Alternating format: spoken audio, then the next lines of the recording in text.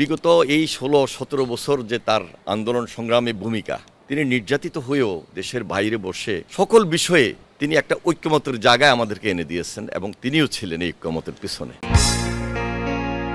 আমরা ১৭ বছর লড়াই সংগ্রামে ছিলাম, মাঠে আসছি, মাঠে ছিলাম। এটা শুধু বিএনপি না, সকল রাজনৈতিক দলেই ছিল। সবারই প্রস্তুতি আছে এবং এই প্রস্তুতি তো একদিনের প্রস্তুতি না, দীর্ঘদিনের প্রস্তুতি।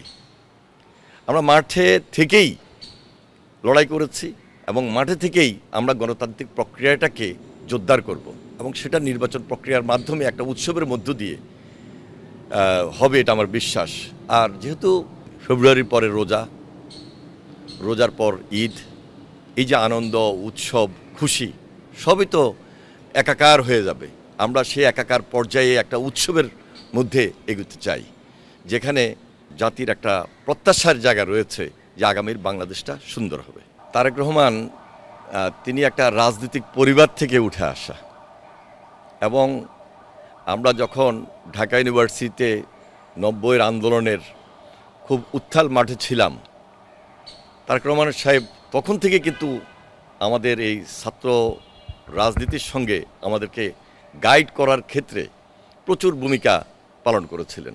সব মিলে বিগত এই ১৬-১৭ বছর যে তার আন্দোলন সংগ্রামে ভূমিকা, তিনি নির্যাতিত হয়েও দেশের বাইরে বসে দলকে গাইড করেছেন, সকল রাজনৈতিক দলের সাথে আলাপ আলোচনা করেছেন, বাংলাদেশের মানুষের সুবিধা অসুবিধা এবং ফ্যাসিস্টের বিরুদ্ধে কীভাবে লড়তে হবে, সংগ্রাম করতে হবে, সকল বিষয়ে তিনি একটা ঐক্যমতের জায়গায় আমাদেরকে এনে দিয়েছেন এবং তিনিও ছিলেন এই ঐক্যমতের পিছনে।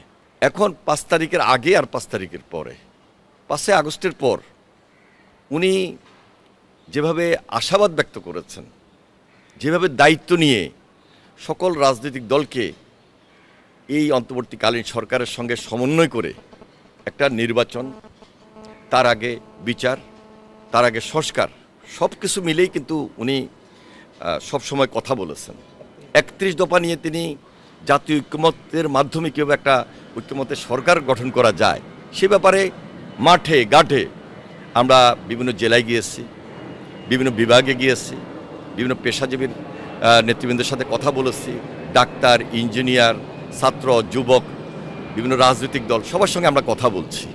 সকল কিছু মিলে তারেক রহমানের নেতৃত্বটা ফুটে উঠেছে গতকালকের এই বৈঠকের মধ্য দিয়ে এবং তিনি যে একটা রাষ্ট্রীয় নেতার নেতৃত্বে আসীন হয়ে দিক নির্দেশনা দিতে পারেন, এটা তারেক রহমানের পক্ষে যে সম্ভব ছিল, তারেক রহমান সেটা গতকালকের বৈঠকও দেখিয়েছেন।